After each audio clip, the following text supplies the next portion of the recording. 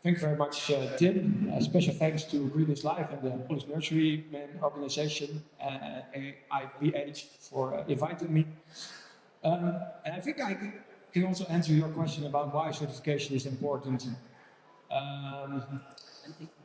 And we at NPS, we do certification a lot. We have about 3,500 growers worldwide. But we are changing into an organization to help growers become more sustainable, and we do that with data. So today I want to talk about the data-driven approach of NPS. Welcome to the fascinating world of horticulture, where beauty blossoms and nature thrives. But let's face it, there are some challenges to overcome, and we are here to help. We are NPS, a movement founded by growers for growers, and we're on a mission. We're here to make the horticulture industry more sustainable by supporting growers in their sustainability efforts. Meet the unsung heroes. Across the globe, growers face the pressing need to navigate through the complexities of sustainability regulations. That's where we come in. We provide the tools and support to showcase your sustainability efforts. But it's about more than just certificates. It's about our shared responsibility to protect our environment. By adopting eco-friendly cultivation plans, recording your usage, adopting good agricultural practices, and providing good working conditions, you are growing for profit as well as nurturing a more sustainable world. We understand that nature is both our inspiration and our ally. By recording your usage, it is measured how sustainably and nature-friendly you produce, which leads to a more conscious use of resources. The secret ingredient? Data. Data is the key that unlocks the door to a more sustainable future. With our data-driven approach, you can make the necessary adjustments to grow more sustainably. You can also calculate your carbon footprint. Together, we can grow sustainably because the industry more and more demands it, but even more so because it's the right thing to do. So let's embark on this journey together. Let's harness the power of data, embrace sustainable practices, and cultivate a brighter future for our planet. Let's grow greener together.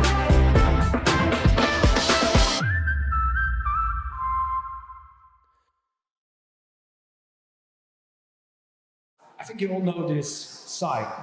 It's about not doing a U-turn.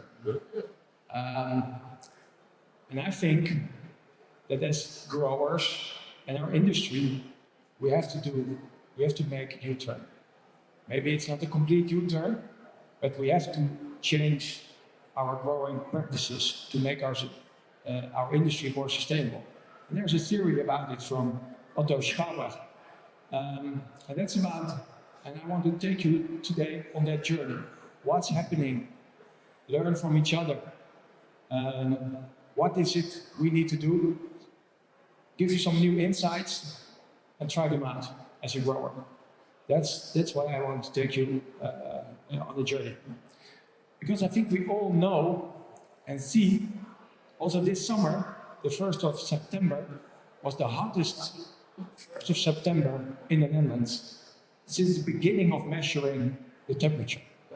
We see a lot of climate change effects with a lot of storms, water flooding, but also drought. So, for instance, Catherine told us in France, water issues in Spain, maybe not in the Netherlands, because we have a lot of water, but in other regions, water is a real issue. But of course, you all saw Extinction Rebellion, for instance, protesting not only at Shell or ExxonMobil, but also at the opening of the Keukenhof, where all the tulips bloom in the beginning of spring. They were there and protesting against our industry. We see a lot of negative news around our industry. And also not about, for instance, the crop protection agents or the fertilizer we use, but also about working conditions, and not only in Africa, but also in the Netherlands, with, for instance, workers from Poland coming to the Netherlands and their situation, how they live and how they get paid. And also, for instance, about the use of peat in our industry. A lot of stories about the negative effects of peat. And just recently, it was, let me see, 21st of August in Australia, ABC television, a large article about the real cost of roses. And I saw a short video of it.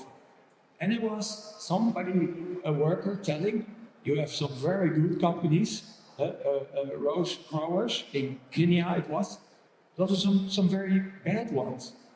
So these stories are more and more coming to the consumers. And for instance, in the Netherlands, this Lubach is a satire journalist telling a very bad stories about flowers. You should not buy them.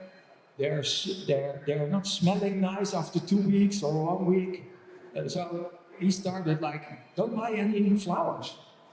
But in Germany, we had Jan Böhmermann, also a satire, don't buy Zimmer plants and potted plants. They're in-house plants. Don't buy them because they're bad. They have a lot of crop protection and a lot of fertilizer, etc., etc. Don't buy these plants. And we see some other things. If I go to Instagram or Facebook, I see a lot of advertisements for these artificial flowers, silk flowers, and they have the most beautiful websites. I don't know much growers with very good websites like this one. And they have a subscription model, so the flowers are expensive and they're subscription based, so you get some new flowers, etc. And it's very attractive for them to use the internet, where we traditionally work via traders and retailers, etc. And in the Netherlands, we have Reflower. They're also offering artificial flowers in a subscription model.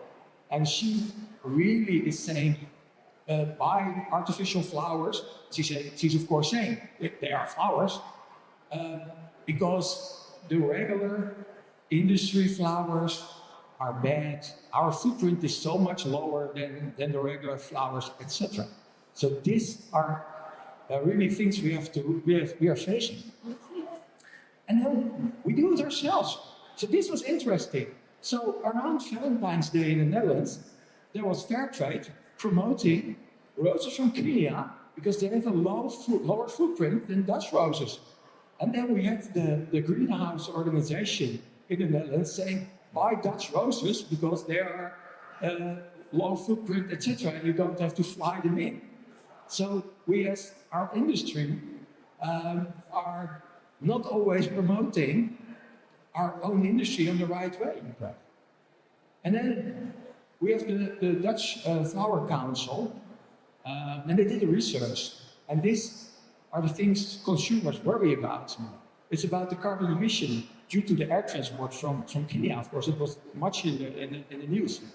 Also the water, the contamination, the packaging of our flowers, health risks, excessive water use, all things consumers worry about. And then, of course, the retail, they get a lot of complaints and they think, oh, we need to take care of all these consumer issues. And they started together with large traders and, of course, our industry, FSI, which we really like. The Horticulture Sustainability Initiative, and Catherine also told you about. It's about the responsible production, conduct, and integrated reporting. And you probably know these basket of standards, where we as MPS fit in all baskets. So in the GAP basket, the good agricultural practice, environmental and social. So there are reasons from retail, from consumers, that certificates can help you to fulfill these needs. And then, of course, we have the CSRD. I will dive into it a little bit deeper, but also the science-based target initiatives. So some large traders like the Dutch Flower Group, they said, we are going to commit ourselves to the science-based target initiatives. But we get, of course, the Paris Agreement. So a lot of goals from traders, from retail, from organizations like MPS, from other organizations. But if you have a goal where to go, you actually need to know where you are. So where do you start? And we believe at MPS that data is one of the solutions. And we have this MPS certificates, and I will tell you a little bit more. These are the areas we have growers, so from the South of America, North America, up to Japan, of course Europe and Africa, and even in New Zealand. At MPS, you do the record keeping, like Catherine said, of the fertilizer, crop protection agents, etc., your waste, energy, etc. We do an audit, we do data checks, we do residue analysis of your plants, and then you get your certificate. And you get your qualification, whether you are a very sustainable grower, like A+, or a less sustainable grower, like C. And we compare growers within their own groups. I will show you. And we're not only doing that because of certificates, so you can also only register your data in our environment without being certified. But if you want to have data insights, you can do it as well. And then you get, for instance, like this. So this is actually a grower. And you see here where this grower, how they do performance. And this grower, actually this is the crop protection, this is the fertilizer and this energy. And you see, he's actually using quite a lot of, we say, green crop protection agent, which actually is, has a relatively low environmental impact. He uses very little amber orange and no red.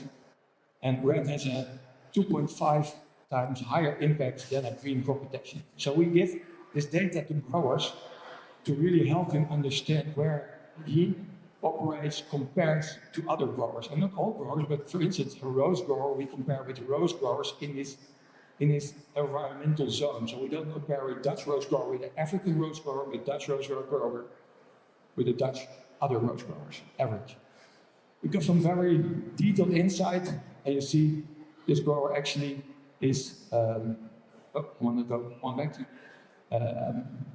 improving on the red, but increasing on the pink. And that's interesting because if you use all the data, you can start comparing growers. And these are 31 growers. They produce the same crop.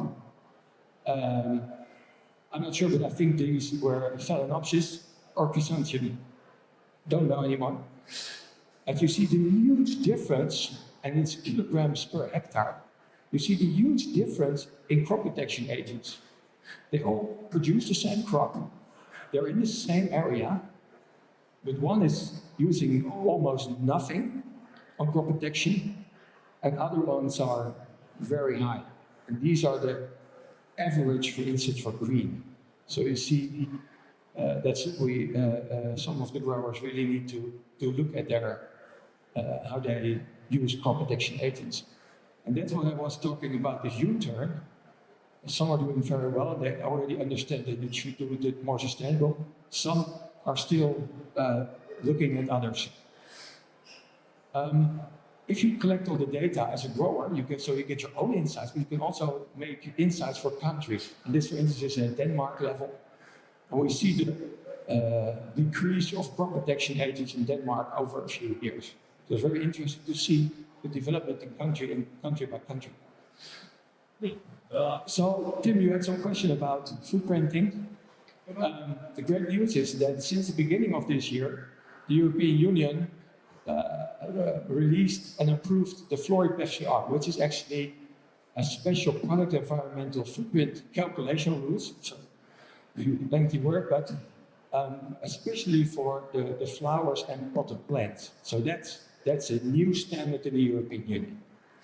And currently we are, so next week we're releasing our new Destroy PCR compliant tool. It has 16 impact categories in 8 life cycle stages. And that's interesting. So if you already participate in a certificate or in record keeping, you already have about 60 to 80% in your record keeping, and you can kind of automatically upload it in our multi-footprint calculator. So you don't, because you already did all the work, you need to do less in the future. And that's why one of my things as well, start registering, start having a certificate, because there are a lot of future developments where you will need the data. And you get detailed information back as a grower, and you can really change how you grow. And we supply a scenario calculator as well, so you can see, okay, I'm going to use less peat. How is it decreasing my footprint? I'm not sure how I'm in the time, but another thing is, okay, if you start with a certificate, you, as I showed you, there's the top level of A+. And so you know you're already pretty sustainable. So we launched another kind of top-notch certificate, MPS Greener Grow, which actually gives you insight in the data in which crop protection agents you use. And we said, okay, so I know which crop protection agents I use, and we launched this certificate, and we say, okay, you can only use EO bio substances, or EO bio and white, which has actually no environmental impact, or EU bio white, and a very little amount of green substances. So this certificate was already recommended by one of the largest garden centers in the Netherlands, because they have a goal. By 2030, they say 70% of the plants need to be bio or almost bio, and MPS Greener Grow is a certificate which gives that guarantee. And this is going to be at the end of my presentation, because if you keep a record of all your usage, there's something else coming up. And yes, not for small scale or medium-sized growers, but the European Union also has this Corporate Sustainability Reporting Directive. And as of this year, large organizations like the traders, but also the large producers of young plants, they have to comply to this European CSRD regulation. And they have a lot of data points. They have over 1,000 data points they want input on. And the funny thing is that traders, they say, well, I need to comply to this regulation. Dear supplier, supply me with the data, because you deliver me plants and flowers, and I need to comply on some of these topics. You supply the products, so I want information from you. And this is a kind of combination of all the requests from the CSRD, actually from the ESRS, on environment, social, and on governance. And we see that a lot of our certificates already supply a lot of this data. So growers, they already use, for instance, our social certificate or environmental certificate, and a lot of data is already in there. So we're now working on getting the data from these certificates, making them more quantitative, creating a report so that a grower can supply to their client a CSRD report. And we're working with a lot of already growers and traders in the chain to develop this report. So actually that was my kind of story. Numbers tell the tale. The data gives insights, so you as a grower can adjust. And we really believe at MPS that the roadmap is data-driven. Thank you very much.